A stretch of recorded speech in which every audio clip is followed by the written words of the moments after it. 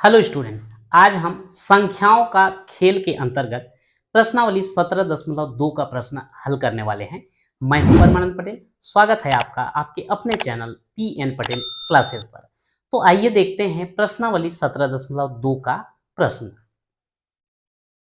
निम्न भिन्नात्मक संख्याओं को संख्या रेखा पर प्रदर्शित कीजिए। यहां पर जो है कुछ भिन्न दिया गया है, 3/5, 6/5 और 7/8। इंट्रोडक्शन वीडियो में आप देख चुके हैं कि किस प्रकार से विषम भिन्न और उचित भिन्न को हम संख्या रेखा में प्रदर्शित करते हैं। जैसे 3/5 जो है एक उचित भिन्न है और 7/8 ये भी उचित भिन्न है।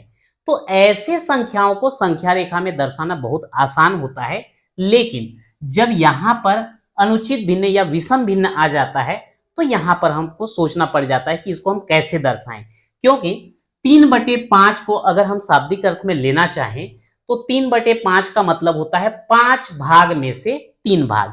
कोई भी चीज आपको दिया गया है, 5 भाग कीजिए, 3 भाग ले लीजिए, तो आपका भाग कितना होगा? 3/5। लेकिन यहां पर 6/5 में विपरीत हमको दिखता है, 5 भाग कीजिए और 6 भाग लीजिए। ऐसा कैसा होता है? तो आइए इसी को हम संख्या रेखा में कैसे प्रदर्शित करेंगे उसको देखते हैं। सबसे पहला मैं बता देता हूं 3/5। मान लो आप संख्या रेखा जो है अगर दर्शाएं, यहां पे मान लेते हैं ये संख्या रेखा है, ये आपका यहां पर लिख दिए 0।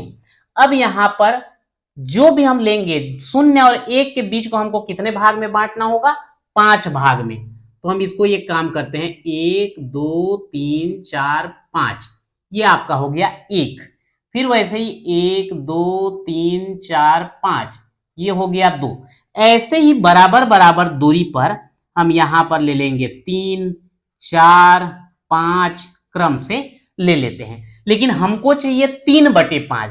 तो ये 0 से लेकर के 1 के बीच 5 भाग में बांट दिए हैं और तीसरे भाग को अगर हम दर्शाएं 1 2 3, तो ये वाला जो भाग आएगा ये कहलाएगा आपका 3/5। ठीक ऐसे ही अगर इसका हम तीसरा लेते हैं 7/8, तो इस कंडीशन में क्या करेंगे? हम 0 और 1 के बीच को हम 8 भाग में बांटेंगे, 1 2 3 4 5 6 7 और ये 8, ये हो गया 1। इतने दूरी में फिर आगे हम लेंगे किसको? 2। फिर क्या लेंगे? 3।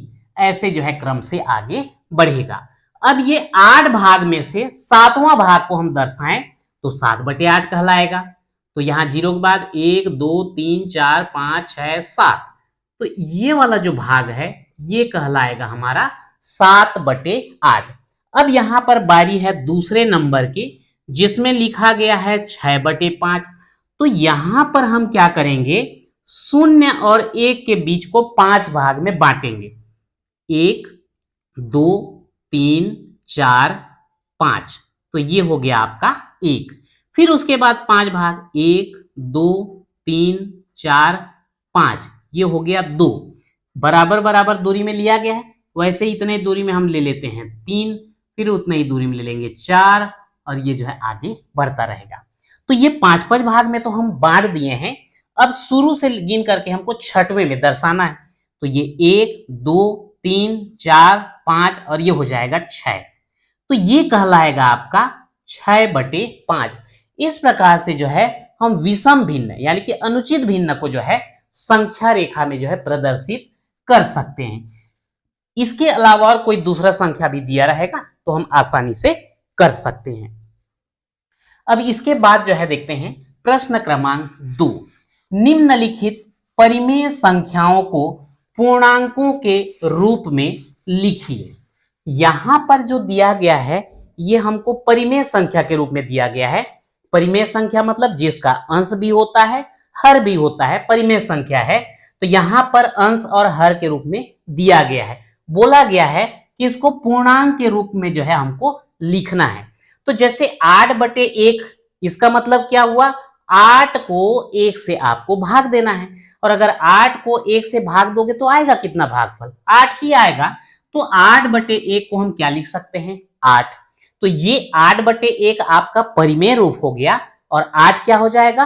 पूर्णांक रूप कहलाएगा। ठीक वैसे ही ऋण 12/1 को हम लिख सकते हैं ऋण 12, 20/1 को लिखेंगे 20, ऋण 39/1 को लिखेंगे ऋण 39 और 59/1 को क्या लिख देंगे 59। और इस प्रकार से ये आपका परिमेय संख्या को हम किस रूप में लिख दिए, पूर्णांक के रूप में लिख दिए। आइए इसके बाद तीसरा नंबर देखते हैं। नीचे दी हुई संख्याओं के युग्म में से बड़ी संख्या बताइए।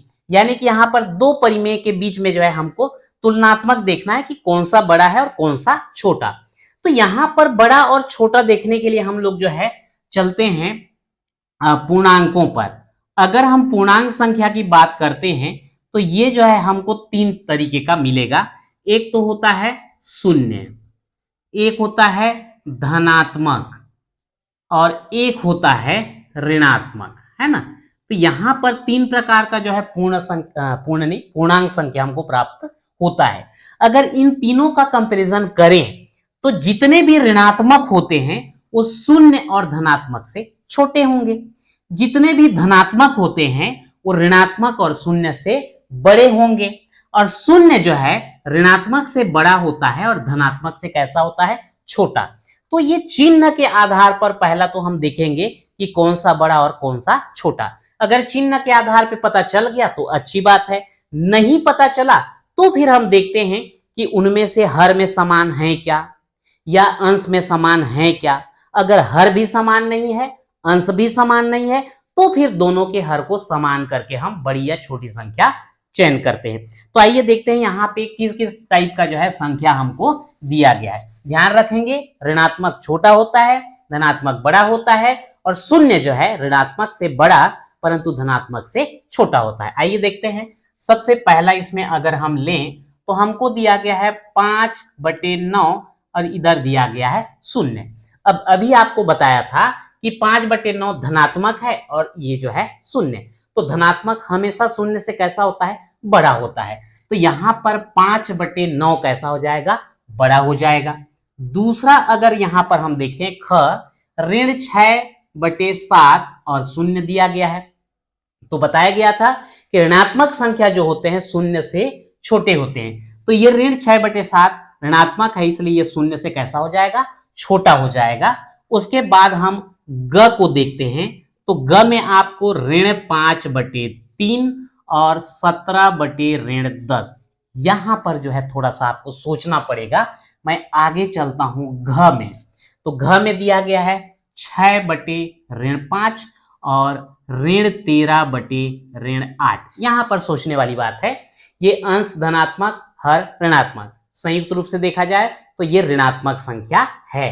पर यहां पर देखिए ऋण 13/8, अंश में भी ऋण, हर में भी ऋण, और ये बीच में बटे का चिन्ह मतलब वो क्या कहलाता है, भाग कहलाता है। तो ये ऋण और ऋण का भाग कैसा हो जाएगा, धन। यानी कि ऋण 13/8 जो है धनात्मक संख्या है। ये धनात्मक हो गया और ये ऋणात्मक हो गया। निश्चित रूप से ऋणात्मक छोटा होगा और धनात्मक कैसा हो जाता है, बड़ा हो जाता है। अब आइए यहाँ पर एक क्वेश्चन बन गया आपका, ये तीनों तो समझ में आ गया होगा।